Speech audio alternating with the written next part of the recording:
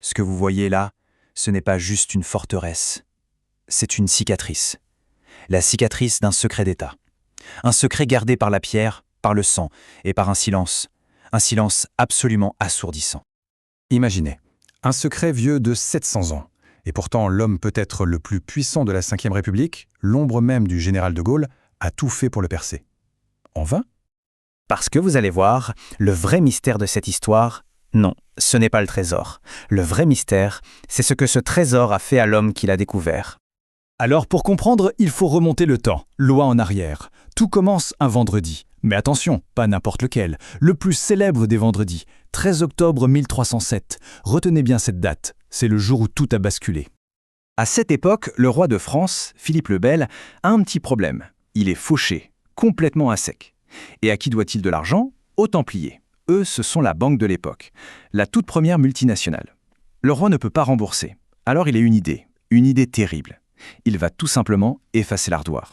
Comment? Par le feu. Et ça marche. L'opération est un succès militaire total. Mais financièrement, c'est un échec cuisant. Les caisses du Temple à Paris, vides. La flotte des Templiers, évaporée. C'est là, à cet instant précis, que commence le plus grand cold case de l'histoire de France. Et croyez-moi, son fantôme hante encore les couloirs du pouvoir. Et après ça, plus rien. Le silence. Un silence qui va durer 600 ans, 6 siècles. Et puis, une nuit, juste après la guerre, tout va changer. À cause de quoi? D'une simple pelle. Et d'un homme. Un homme seul. Cet homme, c'est lui, Roger Le Morey. Oubliez les héros de roman. Pas de cheval blanc, pas d'épée brillante. Non, lui, il a juste des mains abîmées par le travail et une obsession. Son métier? Gardien du château de Gisors. Lomoy, il n'a rien pour lui. Pas un sou, pas d'outils, rien. Enfin si, il a une conviction brûlante. Et il a sa pelle. Alors pendant 10 ans, oui, 10 ans, toutes les nuits, il creuse, tout seul.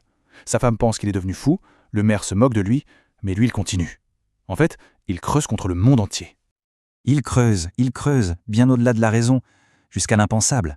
Et puis un jour, en 1952, quelque chose se passe. Le son de sa pelle qui heurte la terre change. La terre cède. Ça y est, il a percé le secret. Et ce qu'il dit avoir trouvé est à peine croyable. Il décrit une crypte immense, une sorte de chapelle souterraine. Dedans, 19 sarcophages de pierre et surtout 30 coffres, des coffres énormes. Alors il remonte, il alerte les autorités, euphorique. Il l'a fait, il l'a trouvé. Sauf qu'il ne le sait pas encore, mais il vient de signer sa propre fin. Parce que d'un coup, le moine n'est plus le gentil gardien un peu fou. Non, il devient un problème. Alors on l'interroge, on le passe au crible, le verdict officiel tombe, illuminé, menteur. Son histoire est trop grosse, trop folle. Du coup, on rebouche son tunnel. On le vire, rideau. On pourrait croire que c'est la fin, mais pas du tout.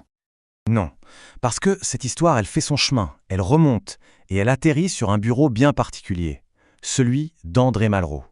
L'aventurier, l'intellectuel, le ministre qui murmure à l'oreille du général de Gaulle. Et Malraux, lui, quand il entend cette histoire de fou, eh bien il ne rit pas. Pas du tout. Et c'est là que les choses deviennent complètement folles. En 1964, l'État réagit. Mais attention, Malraux n'envoie pas des archéologues avec des petits pinceaux. Non, il envoie l'armée. L'armée! Le château est bouclé, classé secret défense. Des bulldozers débarquent et commencent à éventrer la colline. L'opération Trésor est lancée.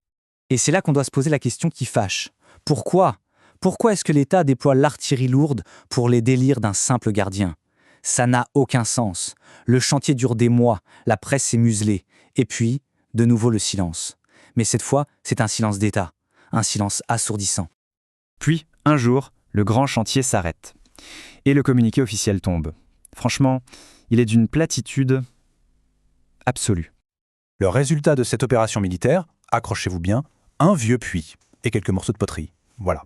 C'est le fameux « circuler, il n'y a rien à voir ». Et pour être bien sûr que personne n'ira vérifier, l'armée dynamite les accès. La raison? Pour la sécurité, bien sûr.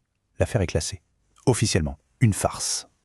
Mais sérieusement, qui peut croire à ça? C'est à ce moment précis que l'histoire de Trésor se transforme en une leçon glaçante sur la nature du pouvoir. Alors voilà, on a deux histoires. La version officielle, un gardien un peu illuminé a fait rêver un ministre un peu trop romantique. Bref, Une erreur. Ou alors, il y a l'autre histoire, celle qu'on raconte à voix basse. L'histoire où le moi y a dit vrai, où Malraux a bien trouvé quelque chose. Pas de l'or, non, quelque chose de bien plus dangereux. Un secret si puissant qu'il valait mieux le sceller sous le béton, et sacrifier un seul homme pour acheter la tranquillité de la République. Car le vrai drame, il est là. Roger Lomouet, l'homme qui a tout vu. Il est mort seul, ruiné, et jusqu'à son tout dernier souffle, on l'a traité de fou. Alors qu'il n'a jamais cessé de le jurer, il avait dit la vérité. Aujourd'hui, à Gisors, évidemment, plus personne ne creuse. Mais la Terre, elle se souvient. Le sacrifice d'un homme contre un secret d'État, c'est ça, la leçon brutale de Gisors. C'est la preuve que la vérité pèse parfois bien moins lourd que la raison d'État. Une leçon qui nous rappelle que le pouvoir a toujours eu besoin de faire disparaître ses fantômes. Et ces fantômes, parfois, on les enterre sous des tonnes de béton, et parfois on les cache à la vue de tous, derrière un simple masque de fer. Car un siècle plus tard à Versailles, un autre homme sera emprisonné à vie, non pas pour ce qu'il a fait, mais pour ce qu'il savait. Et son secret, comme celui de Gisors, appartiendra à l'État.